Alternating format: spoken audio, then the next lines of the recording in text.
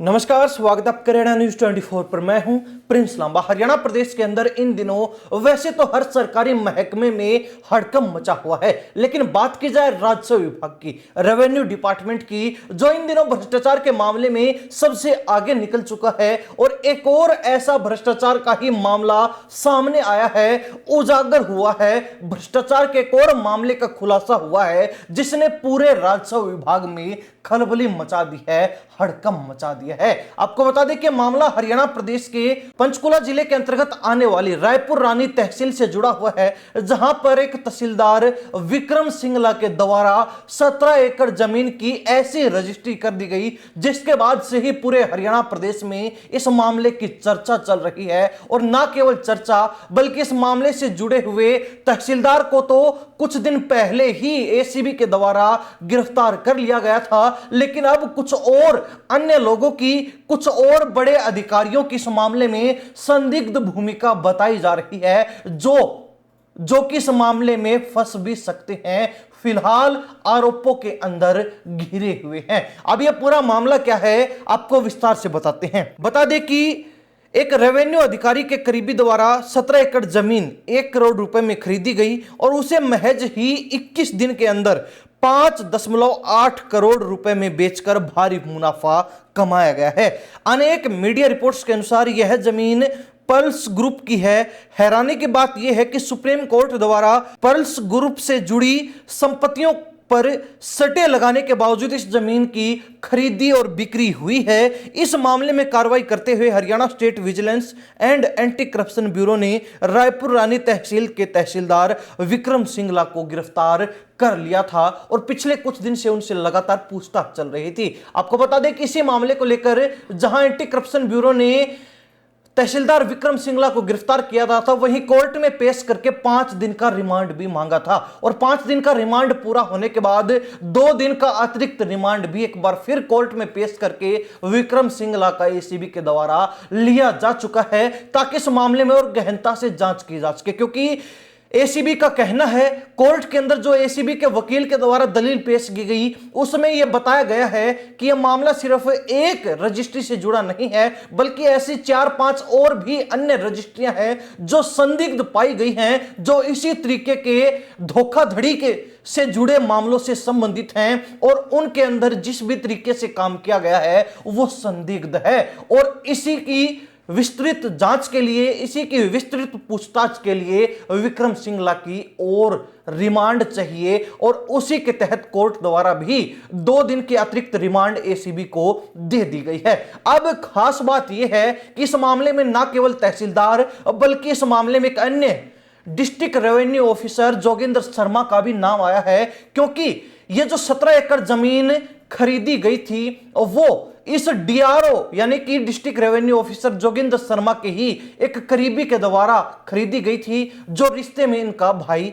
बताया जा रहा है। खैर, फिलहाल तक यह जानकारी मिल रही है, फिलहाल तक यह सूचना सामने आई है कि इस मामले से जुड़े होने के चलते एसीबी भी लगातार कोशिश कर रही थी कि डीआरओ को भी गिरफ्तार किया जाए, लेकिन डीआरओ ने पहले ही कोर्ट के अंदर एंटीसेप्टरी बेल लगा दी थी और उसको मंजूरी भी मिल चुकी है। यानी कि कोर्ट ने जहां अग्रिम जमानत डीआरओ को दे दी, लेकिन साथ ही निर्देश भी दिए हैं कि उनको इस मामले की जांच में शामिल होना होगा और एसीबी जो भी पूछताछ करेगी उसको बिल्कुल निष्पक्षता के साथ, ईमानदारी के साथ शामिल करके और सारी जानकारी एसीबी को देनी होगी, ताकि इस मामले में सब कुछ साफ हो सके, दूध का दूध, पानी का पानी हो सके। लेकिन सवाल यह खड़ा होता है कि जिस जमीन के ऊपर सुप्रीम कोर्ट ने स्टे लगा दिया था, उस जमीन के एक तहसीलदार ने रजिस्ट्री कर दी और रजिस्ट्री के बाद जिस जमीन को किसी व्यक्ति ने मात्र 1 करोड़ रुपए में खरीदा था, तो यहां पर सबसे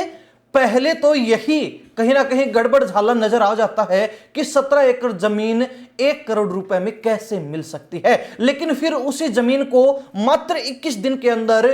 4 से 5 गुना रेट बढ़ाकर लगभग 5 करोड़ 80 लाख रुपए में बेच दिया जाता है, यानी कि प्रतिदिन करीब 22 लाख रुपए से भी ज्यादा का मुनाफा कमाया जाता है। तो यहां पर यह स्पष्ट हो जाता है कि इस मामले में कुछ ना कुछ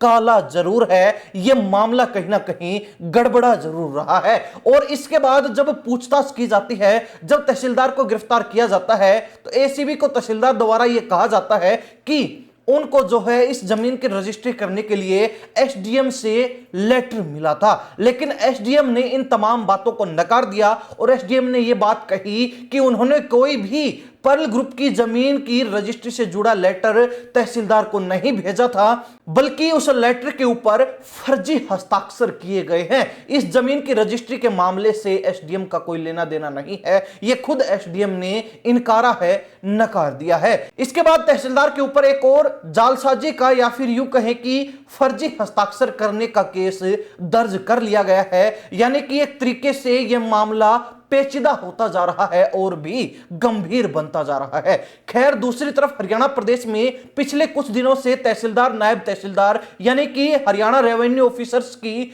एसोसिएशन के द्वारा ऐलान किया गया था कि जब तक ये 2 या 3 तहसीलदारों, नायब तहसीलदारों पर कार्रवाई की गई है, इस कार्रवाई को वापस नहीं लिया जाता है और जो उचित नियम है उनके अनुसार कार्रवाई नहीं की जाती है, तब तक वो पेन डाउन रखेंगे, हड़ताल जारी रखेंगे। लेकिन 1-2 रोज पहले सरकार के साथ इन तमाम अधिकारियों की सहमति बन गई और सरकार ने उनकी मांगों को मानने के लिए कुछ दिन का समय मांगा। लेकिन सवाल ये उठता है कि जब एक अफसर के ऊपर इतने गंभीर आरोप लग रहे हैं कि उसने कोर्ट की सटे की हुई जमीन की ही रजिस्ट्री कर डाली और उसमें करोड़ों रुपए का लेन देन है, करोड़ों रुपए धोखाधड़ी से ऐंठे गए हैं, वसूले गए हैं, तो इसके बाद अगर उस अधिकारी पर कार्रवाई की जाती है तो कहीं ना कहीं क्या अन्य अफसरों को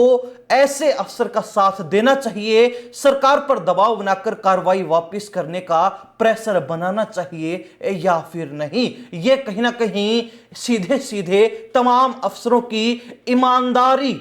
को चैलेंज कर रहा है। लेकिन दूसरी तरफ सवाल यह भी उठता है कि हरियाणा प्रदेश के अंदर लगातार राजस्व विभाग से जुड़े ऐसे मामले उजागर होते रहे हैं। पूर्व में भी कई तहसीलदारों के रजिस्ट्री घोटाले सामने आते रहे हैं, लेकिन ज्यादा से ज्यादा कार्रवाई होती क्या है यह सबके सामने है, यह किसी से छुपा नहीं है। सिर्फ उस अफसर का कुछ महीनों के लिए सस्पेंशन ऑर्डर निकाल दिया जाता है, उसको किसी एक अफसर में अटैच कर दिया जाता है, उसके बाद फिर उसकी बहाली कर दी जाती है। तो ऐसे में कहीं ना कहीं क्या आपको लगता है कि सिर्फ इतनी सी कार्रवाई से, सिर्फ एक इस छोटे से एक्शन से उस भ्रष्टाचार रूपी बड़ी बीमारी को खत्म किया जा सकता है? तो इसका जवाब बिल्कुल ना है। और इसका साफ साफ उदाहरण यहां देखने को मिल चुका है कि 17 एकड़ की स्टे लगी हुई जमीन जिसकी रजिस्ट्री कर दी जाती है, 1 करोड़ रुपए में 17 एकड़ जमीन खरीदकर और 21 दिन के बाद उसको 5 करोड़ 80 लाख रुपए में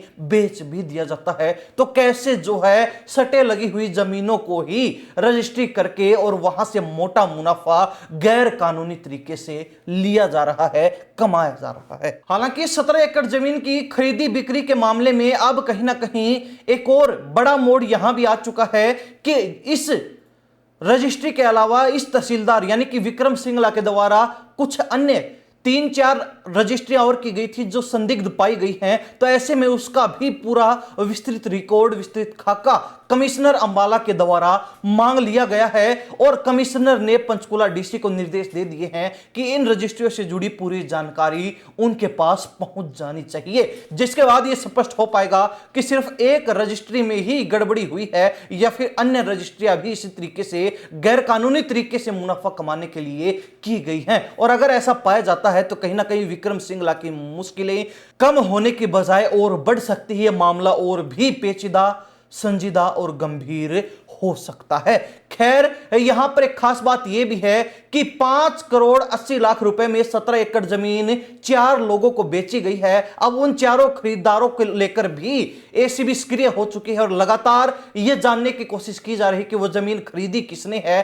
और उनसे पूछताछ करने की कोशिश, प्रयास लगातार चल रहे हैं ताकि इस मामले में और भी निष्पक्षता आ सके, इस मामले में दूध का दूध पानी का पानी हो सके। खैर, तहसीलदारों का कहना है कि यह कार्रवाई गलत की गई, लेकिन एसीबी का कहना है कि तहसीलदार के खिलाफ कार्रवाई करने के लिए उनके पास पुख्ता सबूत थे, इतने सबूत, पर्याप्त सबूत थे कि वो उसके ऊपर एक्शन ले सकते हैं, उसको गिरफ्तार कर सकते हैं। लेकिन अफसर तो चाहते हैं कि उन्होंने अपने फायदे के लिए जो नियम बना रखे हैं कि अगर कल को वो किसी बड़े कांड में फंस भी जाएं तो उनको उनकी सुविधा के अनुसार ही एक्शन लेकर हटाया या फिर गिरफ्तार किया जा सके, तो उस हिसाब से एक्शन होना चाहिए। लेकिन यहां एसीबी ने बिल्कुल स्पष्ट कर दिया कि वो